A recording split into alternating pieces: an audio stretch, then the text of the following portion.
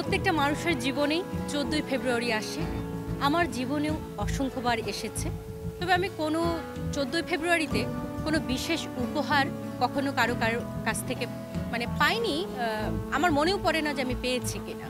তবে এবার প্রাণের বইমেলায় 14ই ফেব্রুয়ারিতে আমার কাকতালীয়ভাবে আমিরুল মোমিনিন মানিক ভাইয়ার সাথে দেখা হয়েছিল। তিনি তার লেখা গোয়েন্দা কবলে মুগ্ধ বইটি আমাকে উপহার স্বরূপ গিফট করেছে। আমি অনেক খুশি হয়েছি যে যাক, জীবনে বলতে পারবো যে কোনো এক 14ই ফেব্রুয়ারিতে শুধু প্রেমিক নয়, প্রেমিক ছাড়াও যে উপহার পাওয়া যায় সেটা অ্যাটলিস্ট আমি বলতে পারবো। বইটা পাওয়ার পর আমি পড়লাম, যেহেতু গোয়েন্দা কবলে মুগ্ধ, নামটা শুনলেই তো বোঝা যায় ব্যাপারটা কি। মুগ্ধ আমাদের জুলাই গণ অভ্যুত্থানের একজন শহীদের নাম। সে 2024 সালের 18ই জুলাই গুলিতে মৃত্যুবরণ করেন, আমাদেরকে ছেড়ে চলে যায়। তার যে দেশপ্রেমিকতা, এই বিষয়টা আমাদের সবাইকে নাড়িয়ে দিয়েছিল। যে তার চোখে টিয়ার সেলের গ্যাস লেগেছিল, তবুও সে দমে যায়নি। সে 15 থেকে 20 মিনিটের মতো সেই টিয়ার সেলের চোখ জ্বলতে জ্বলতে অবস্থায় সে পানি লাগবে ভাই, পানি লাগবে বলতে বলতে সবাইকে পানি দিচ্ছিল।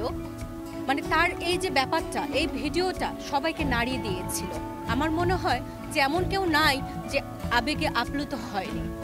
তার 15 মিনিট পরেই সে আমাদেরকে ছেড়ে চলে যায়। এই মুগ্ধকে নিয়েই এই বইটি লেখা, গোয়েন্দা কবলে মুগ্ধ।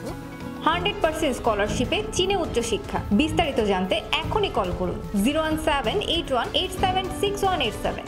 একজন দেশপ্রেমিক কেমন হবে বা কেমন হওয়া উচিত, তারই আলোকে এক দম্পতি তাদের সন্তানের নাম রাখেন মুগ্ধ, জুনিয়র মুগ্ধ। সেই জুনিয়র মুগ্ধ ঠিক আজ থেকে 40 বছর পরে কেমন হবে?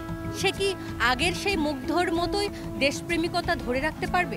দেশের জন্য নিজের জীবনকে উৎসর্গ করতে পারবে, বাজি রাখতে পারবে?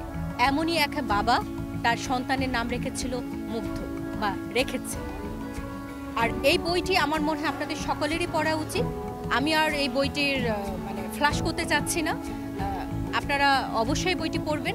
একজন দেশপ্রেমিক আজ থেকে 40 বছর পরে কেমন হবে বা হওয়া উচিত, এই বইটি পড়লে আপনারা বুঝতে পারবেন।